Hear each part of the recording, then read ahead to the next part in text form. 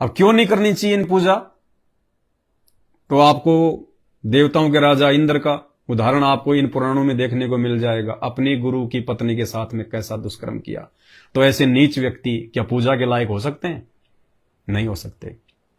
फिर आपको श्री ब्रह्मा जी का उदाहरण दे दिया। सृष्टि रचना की शुरुआत में तो उसने गायत्री के साथ में जो है वो कुकर्म किया।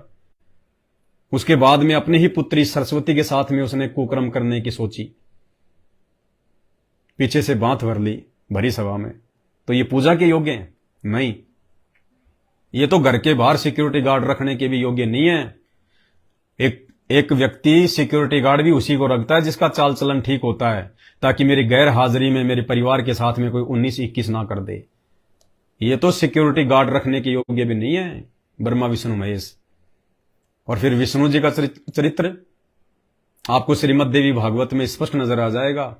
शंखचूड़ के साथ में जब युद्ध हो रहा था देव देवताओं का, और शंखचूड़ जो ब्रह्मा जी से वरदान प्राप्त था कि वो मर नहीं सकता था, तो सारे देव देवता मिलके विष्णु जी के पास में गए। विष्णु जी ने शंखचूड़ का रूप धारण किया, क्योंकि शंखचूड़ को वरदान था। उसकी जो पत्नी थी तुलसी, वो पतिव्रता थी, और जब तक वो पतिव्रता धर्म पे थी, मन कर्म वचन से भी जब तक वो अपने पति के अलावा किसी और के बारे में नहीं सोचेगी, तब तक उसके पति शंखचूड़ राक्षस को कोई मार नहीं सकता। तो सारे देवता दुखी हो गए। हजारों वर्षों तक शंखचूड़ से हार के देवताओं का राजा इंद्र और ये 33 करोड़ देवी देवता गुफाओं में जाके छुप छुप के रहने लगे। ब्रह्मा विष्णु महेश भी साक्षात रूप में आके उससे लड़ाई लड़ने लगे, नहीं मार पाए। अंत में सारे देवता चिंतित हो गए, विष्णु के पास में गए। काल ने प्रेरणा कर दी और विष्णु जी को शंकर जी ने एक सलाह दी। देखो सलाह भी कौन दे रहा है? शंकर जी घटिया सलाह दे रहा है। ये सलाहकार भी नहीं है, इनकी पूजा करना तो दूर, ये सलाह भी ढंग की नहीं देते। श्रीमद् देवी भागवत में स्पष्ट लिखा हुआ है, शंकर जी ने यानी उस काल ने प्रेरणा की, क्योंकि ये सब काल प्रेरित हैं। उस काल ने भगवान शंकर में ये प्रेरणा कर दी और उन्होंने विष्णु जी को सलाह दी कि आप एक काम करो, ये दुष्ट राक्षस ऐसे नहीं मरने वाला, और ये तो सबको मार देगा। इसकी जो पत्नी है ना तुलसी, वो पतिव्रता है। उसके पतिव्रता धर्म को नष्ट किया जाए, उसका शील भंग किया जाए, उसके साथ में धोखे से भोग विलास किया जाए। जब उसका पतिव्रता धर्म टूटेगा तब ये राक्षस मरेगा। तो विष्णु जी ने कहा कि उसके लिए क्या किया जाए? तो शंकर भगवान जिसकी हम पूजा करते हैं, बहुत बड़ा देवता मान के, महादेव मान के, देव नहीं महादेव, उस शंकर भगवान ने घटिया सलाह दी और क्या कहा कि आप शंखचूड़ राक्षस का रूप बना के जाओ और उसकी पत्नी तुलसी के साथ में भोग विलास करो, सेक्स करो। जैसे उसका पति वर्ता धर्म टूटेगा, हम इसको इधर मार देंगे, ये कमजोर पड़ जाएगा, इसकी शक्तियां क्षीण हो जाएंगी। अब भगवान विष्णु जिसके हम मंदिर बना बना के पूज रहे हैं, भाई और बहनों विचार करो, जगत वालों आंखें खोलो। जिसको हम भगवान मान के पूज रहे हैं, जिसके हमने मंदिर बना रखे हैं, जिसको हम इष्ट मान के पूजते थे, वो विष्णु भगवान उस शंखचूड़ राक्षस का रूप बनाकर राक्षस की पत्नी के पास गया, और राक्षस की पत्नी ने ये सोचकर कि मेरा पति युद्ध में विजय होकर आ गया, ढोल नगाड़े बजाने वाले साथ लेके गया था माया से, और उसने शंखचूड़ राक्षस को अपना पति समझकर समर्पण कर दिया अहिल्या की तरह।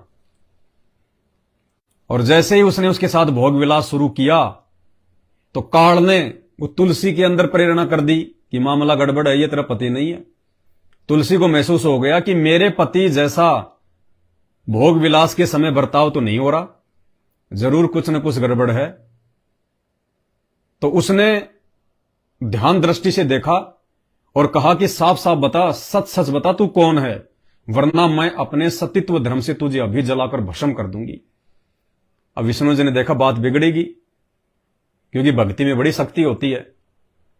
तो उसी समय वो अपने विष्णु रूप में आ गया, और तुलसी जो है बड़ी वो क्रोधित हुई। और जैसे ही तुलसी ने जब उसको पहचाना कि ये तो, उसको गालियां निकाल रखी हैं। आप टीवी सीरियल में देखना, टीवी सीरियल में भी जो है गालियां निकाल रखी हैं, अरे दुष्ट, अरे नीच, अरे छलिया, तूने मेरा पतिव्रता धर्म जो है भंग कर दिया, और उसको श्राप दिया फिर तुलसी ने।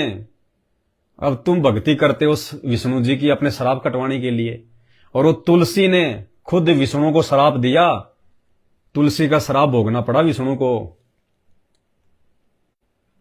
तो इस प्रकार फिर वो शंखचूड़ राक्षस मरा भगवान शंकर के ऐसे कुकृत्य के कारण, ऐसे नीच कर्म के कारण।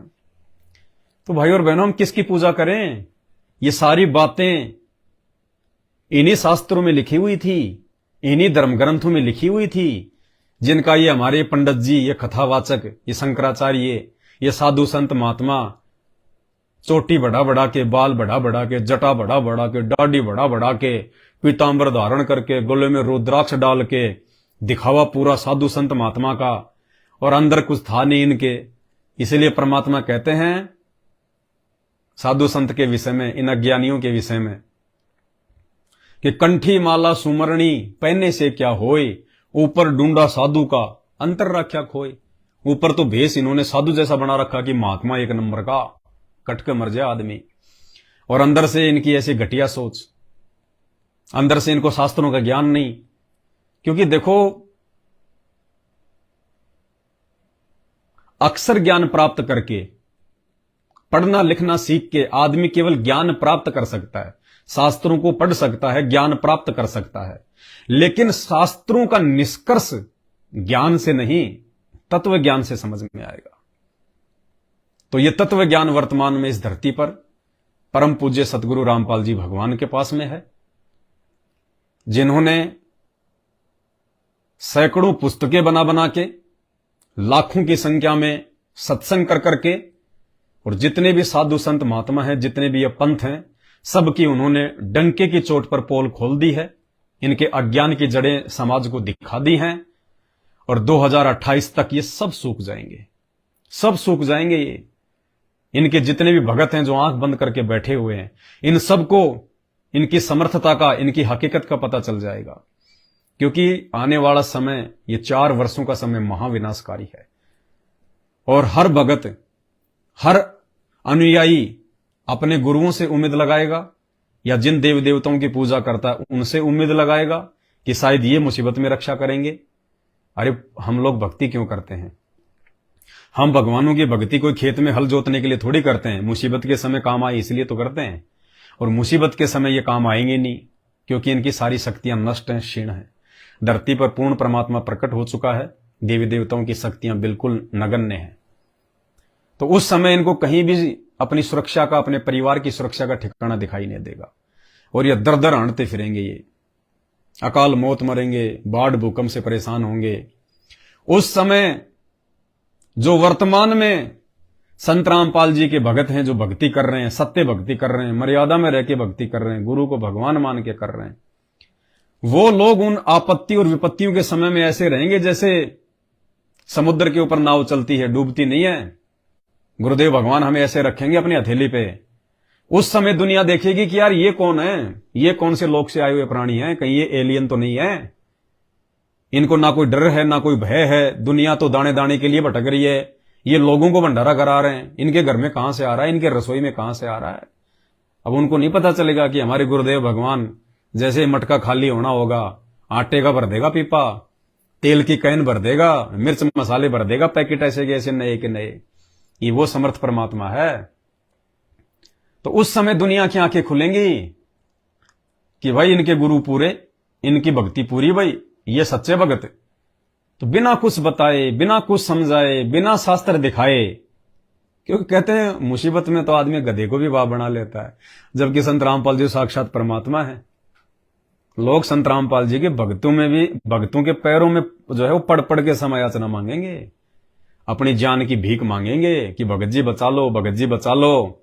भगत जी कहेंगे भैया हमारे पैरों में पड़ने की जरूरत नहीं है, भगवान के पैरों में पड़, चल अंदर परमात्मा का दरबार लगा हुआ है, और छोड़िए सारे विकार कुकर्म, छोड़ इन देवी देवताओं को। देख लिया तूने इनको, कहां छुप गए, कौन से दिन के लिए पूजा कर रहे थे इनकी, क्यों इनको लड्डुओं का भोग लगा रहे थे, इनको झूले में झुला रहे थे, आज तुम्हारे को ये इस काल के झूले में झूलने के लिए छोड़ दिया इन्होंने अकेला। तो उस समय जो लोग बचेंगे, जिनमें धार्मिकता होगी, उनको परमात्मा अपनी भक्ति से जोड़ लेगा।